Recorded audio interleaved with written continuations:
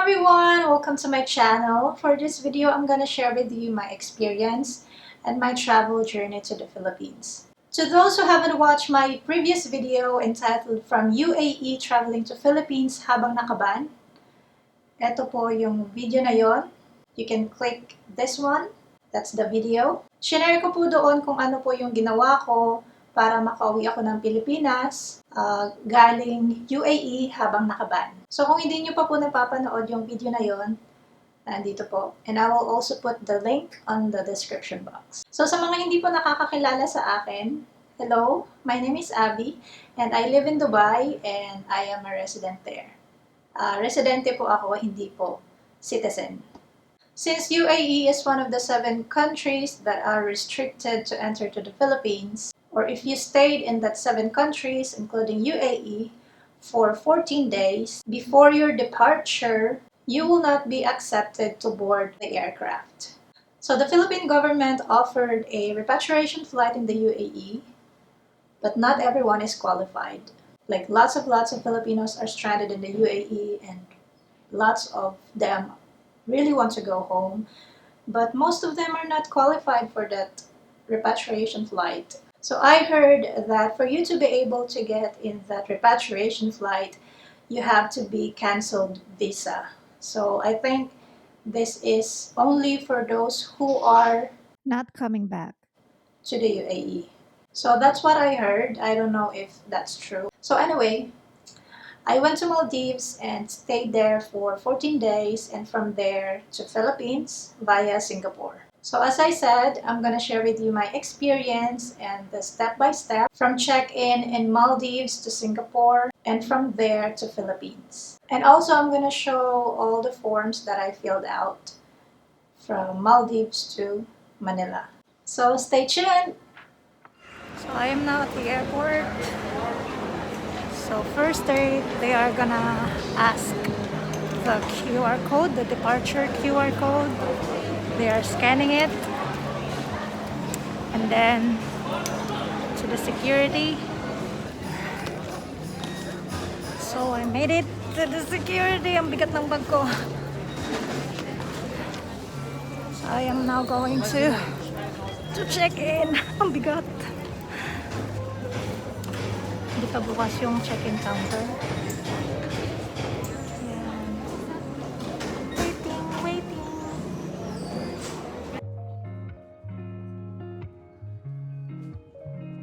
So upon check-in, I filled out the declaration of travel history.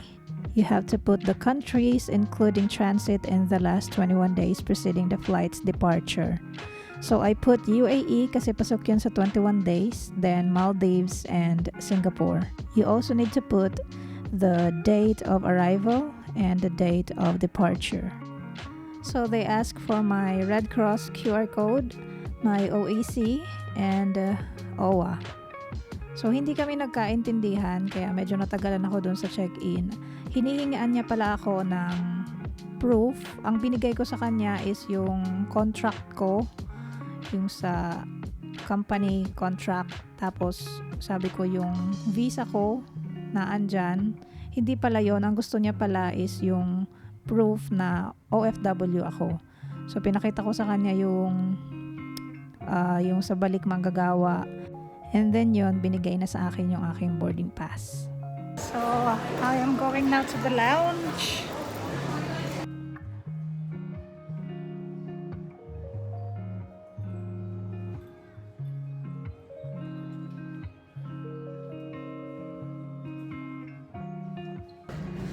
So finally, nandito na ako sa lounge. Medyo madilim dito sa pwesto ko.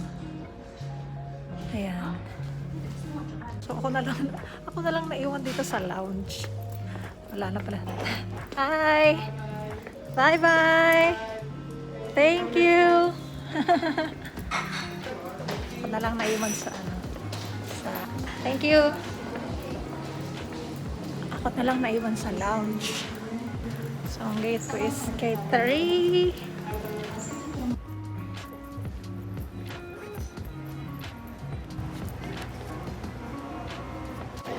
Nag-5 ng pool na pala. Hi! Thank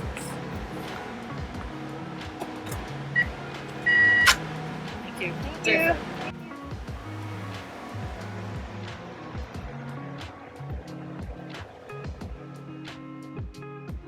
Final call na pala, hindi ko alam. Sarap-sarap pa na upo ko sa lounge. So this is our plane. Yan, maliit lang siya and ako lang yung nasa business class kaya solong-solo ko siya. So hindi ko na isasama dito yung experience ko as a business class passenger of Singapore Airline kasi gagawan ko siya ng separate video.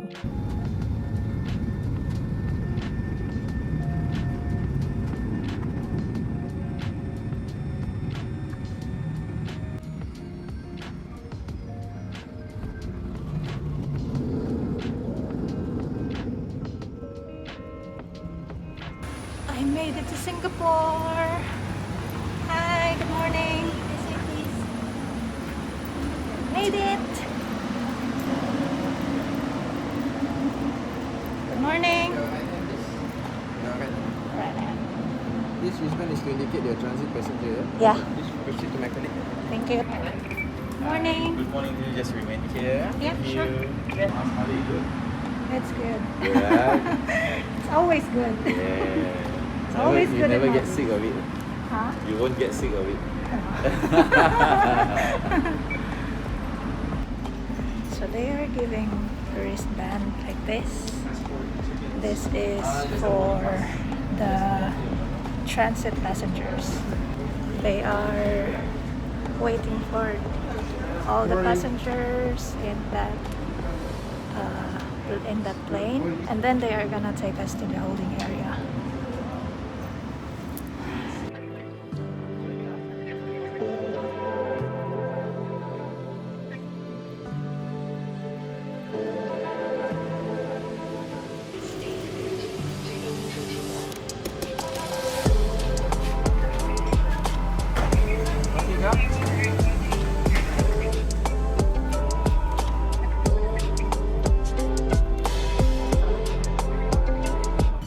Okay, please prepare your boarding pass. Thank you. Good morning. Morning. Mary Dory, please Yes. proceed to A21. Okay, thank you.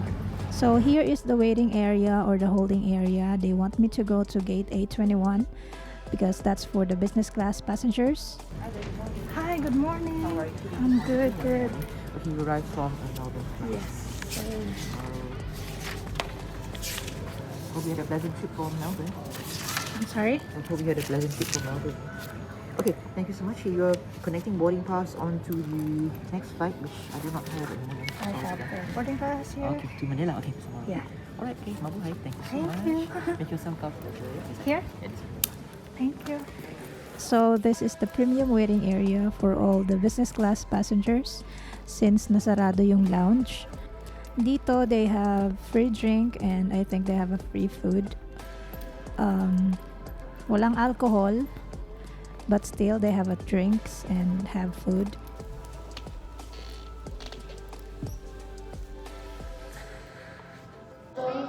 It's time for facial.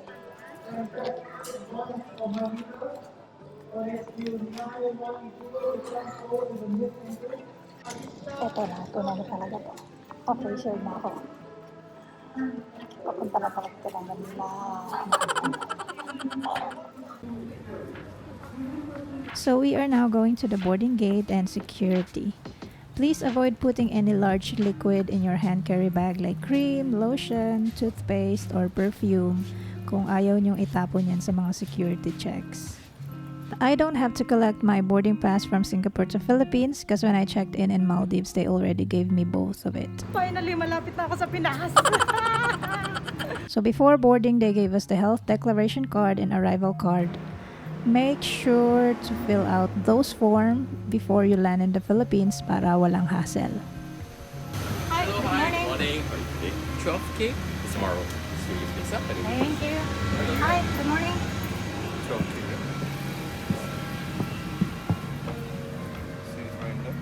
Oh, thank you.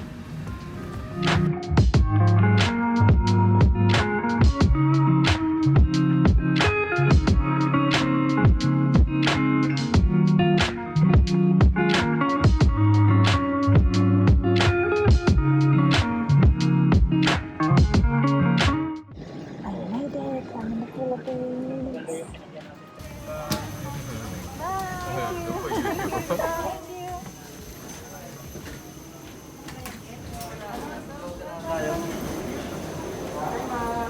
ma'am. Hello, ma'am.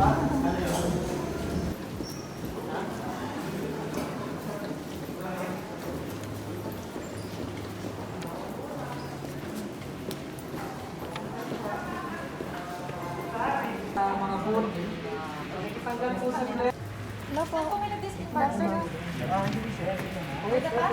OFW po ba? Yes po. From what country galing po? Ano po? Saan bansa galing? Maldives. MUAE din Singapore? Galing po ako, resident po ako ng UAE, and then nag 14 days ako sa Maldives, and then transit sa Singapore. Non-OFW? Oh, Non-OFW po. OFW. Land-based po. Yes po. Wala naman pong sakit, walang maintenance ng ulo, hindi naman pregnant. May vaccine na po ba? Yes po. Saan po nakuha yun? Sa UAE. Sa? UAE. Meron na po kung ICV. Ano po? May ICV kung form na binigay. I see. Yung parang yellow form lang pang nabangin wala. Certificate lang. May vaccination card ako. Ay, yung card. Ah, Okay naman, patanggal na lang po ng patient pagdaan sa scan. thank you. Hello po.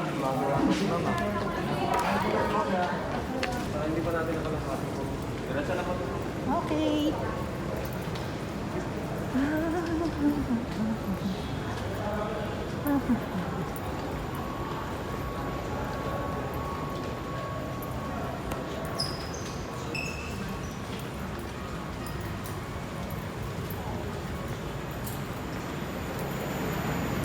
Sakit na bakit ko naman sa Mag-sign ng form. Hello po. At nabuli, ma'am. Yes po. Kasi, ma'am, bawal. Bawal. Okay. ma'am.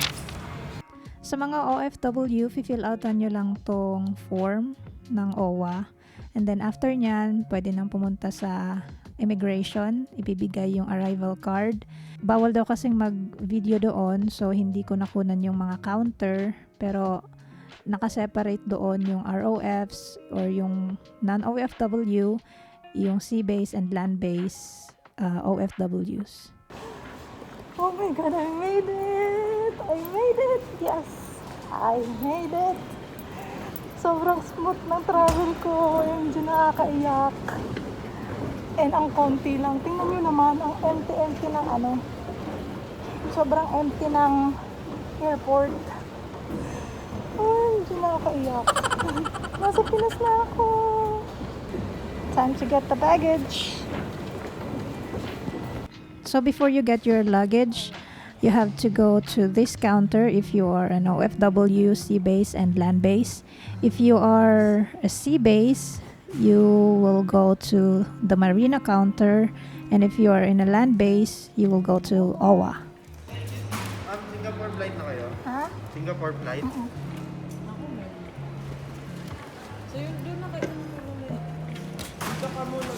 Okay.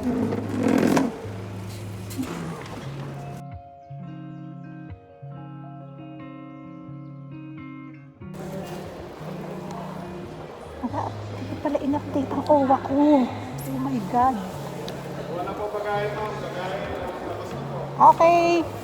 After ko makuha yung luggage ko, diniretso na kami sa bus. Then, yung hotel ko is Red Planet sa Binondo. Bago pumasok sa hotel, chine-check muna yung temperature and then my QR code or my form online na fill outan para makapasok ka sa hotel. And then, dinala kami sa lobby. They asked for my passport and the pamphlet that OWA gave me before leaving the airport. They also asked for the QR code from balikpinas.ph. And then, they told me to fill out the guest registration card. After I filled out that form, they told me to register in BOQ or Bureau of Quarantine for my quarantine certificate. And that's it. I am now in the Philippines, in my hotel, enjoying my quarantine. Not really. So, thank God at safe ako nakarating dito sa Philippines. At sobrang smooth ng travel ko. From Maldives to Singapore, wala akong naging problema. And from Singapore to Philippines. Sobrang gaan nung biyahe ko. And yung paglabas ko ng immigration, walang naging problema. Sobrang smooth. At napakabait ng officer na napuntahan ko. Usually kasi pag sa immigration, kahit sa ang immigration, pag nagta-travel kami ni Mike, pag immigration na, sobrang kinakabahan talaga ako. Hindi ko alam, kayo din ba kinakabahan pag sa immigration na paglalabas na ng immigration? Ako kasi kinakabahan talaga ako. Kada travel namin yan, pagpapasok na ng immigration, sobrang kinakabahan ako. Kahit kompleto naman ako sa mga papers. Then yung sa OWA, doon ako medyo natagalan kasi sobrang daming questions sa akin. Yun pala, hindi updated yung OWA ko, hindi updated. Hindi pala ako nagbayad. Hindi pala ako nagbayad, ilang taon na. So, nawala sa isip ko yun. Akala ko nga hindi ako bibigyan ng hotel ng OWA. But, sabi ko naman, bago ako umalis ng Pilipinas, bago ako bumalik ng UAE, i-update ko yun at magbabayad ako. So, ayun, binigyan nila ako ng hotel at pinalabas na. And yung trace app, hindi naman hiningi sa akin. Dun sa immigration, hindi naman hiningi. And yung sa pagbigay namin ng yellow card, dun sa health declaration card, hindi naman kami hiningan ng trace app. Kahit sa Maldives, ang hiningi lang sa akin yung Red Cross, pero hindi ako hiningan ng trace app. Even sa Singapore, hindi ako hiningan ng trace app. So siguro sa ibang country, hihingan kayo ng trace app. Ako kasi, dinownload ko na yun. Nasa Dubai pa lang ako, dinownload ko na yung trace app. So I have it in my phone, just in case na hanapan nila ako. So, prepared ako. So if you are planning to travel to the Philippines during this time, these are my tips for you. First is, be updated sa mga news sa Philippines. Kasi pabago-bago sila ng protocol. I-follow nyo sa social media yung Bureau of Immigration kasi nag-update sila doon ng mga bagong protocol. So, para alam nyo at aware kayo sa mga bagong protocol. So, second is, check your airline travel guidelines and requirements. For example, you're flying with the Singapore Airlines. When you check in, they will ask for your negative PCR test result. Yun ang isa sa mga requirements ng Singapore Airline kahit hindi required doon sa final destination mo. So, ang Philippines hindi naman kailangan ng negative PCR test result. Pero yung airline, yung Singapore Airline is need nila. So, check your airline's travel guidelines and requirements. The third one is the very important one. Bring your own ballpen. Kasi marami kayong forms na fill outan pagdating sa Pilipinas. Yun. Pagdala kayo ng sarili nyong ballpen para hindi kayo hiram ng hiram. Yun. Don't forget your ballpen. Don't forget to bring your own ballpen. So, number 4 is about your luggage. Iwasan nyo maglagay ng mga malalaking liquids sa inyong hand carry bag. Kung ayaw nyong itapon yan sa mga security checks. Kagaya dun sa nakasabay ko sa flight from Singapore to Philippines. Si ate, nilagay niya doon sa hand carry bag niya yung malaking Nivea cream. Tapos meron siyang dalawang Rexona spray na malaki, dalawa. And isang toothpaste na malaki din. And bottled water. And meron pang iba So, tinapon yun ng security kasi hindi yun allowed. Sa ibang airline, allowed yun, pero just to make sure, huwag na lang kayo maglagay ng mga malalaking liquid sa hand carry bag nyo para hindi masayang. Sabi ni ate, sayang kasi gagamitin ko pa naman yun sa hotel. Sabi niya ganon. So, di ba? Huwag na lang kayong maglagay. Pwede kayong maglagay pero yung mga maliliit lang. Hindi bababa sa 100 ml. Yun, allowed yun. At ilagay nyo sa ziplock na bag. And then yung panglima, iwasan nyo din na maglagay ng power bank sa check-in baggage nyo or sa maleta nyo na i-check-in. Kasi bawal po yun. Kung ayaw nyong ma-delay sa mga security checks, ilagay nyo na lang sa hand carry bag yung power bank nyo. So number 6 is make sure that your mobile phone is fully charged. Kasi pagdating nyo sa airport, maraming mga online forms kayong mga fill atan. So, make sure na fully charged yung phone nyo. Number 7, 3 days before your flight, mag-register na kayo sa balikpinas.ph or sa Red Cross. Para naman hindi kayo hassle pagdating nyo sa airport. So sa akin, ang ginawa ko, kasi hindi ako sure kung alin doon sa dalawa yung hihingin sa akin. So ang ginawa ko is nag-register ako doon sa dalawa. Nag-register ako sa balikpinas.ph and then nag-register ako sa Red Cross. So dahil nga excited ako umuwi ng Pilipinas, 11 days pa lang before my flight, nag-register na ako sa Balikpinas at sa Red Cross. So, pag check-in ko sa Maldives, ang hiningi sa akin is yung QR code na galing sa Red Cross. And then, dito sa Pilipinas, ang hiningi sa akin is yung balikpinas.ph na QR code. So, kung hindi kayo sure kung alin ang hihingin sa inyo or kung alin ang gagamitin nyo, pwede naman mag-register kayo sa dalawa. Nag-work naman sa akin. Number 8. So, this is for OFWs. Make sure to update your OWA. Huwag na kayong gumaya sa akin. Hindi pala updated yung OWA ko. So, make sure na updated yung OWA nyo kasi hindi ko sigurado kung hindi updated or kung wala kayong OWA, hindi kayo ata bibigyan ng free hotel, food, transpo, and swab test. So, hindi ko sure kung ano ang gagawin sa inyo. Pero kung OFW kayo at may OWA kayo at wala pa kayong OWA, magpa-member na kayo ng OWA at mag-update kayo ng OWA bago kayo umuwi ng Pilipinas. So, I think that's it. That was my experience and my travel journey. It's very tiring but it's all worth it kasi nandito na ako sa Pilipinas and malapit na akong lumaya. Malapit ko na makita yung mga pamangkin ko. To those who are planning to travel to the Philippines at this time, if you are watching this video, I hope it helps. So, sana nakatulong po yung mga tips na binigay ko. Based po yun sa aking experience. So, sana nakatulong. And I want to thank Mike, my fiancé. This won't be possible without him. He planned all of this and thank God it worked. I'm so happy na nag-work yung plan niya, yung plan namin. So, I'm gonna make a separate video of my experience as a business class passenger of Singapore Airlines and my quarantine hotel room tour. Sana po panoorin nyo din. So, that's all for now. Thank you so much everyone for watching. Please don't forget to like, share, and subscribe, and I will see you on my next video. Bye!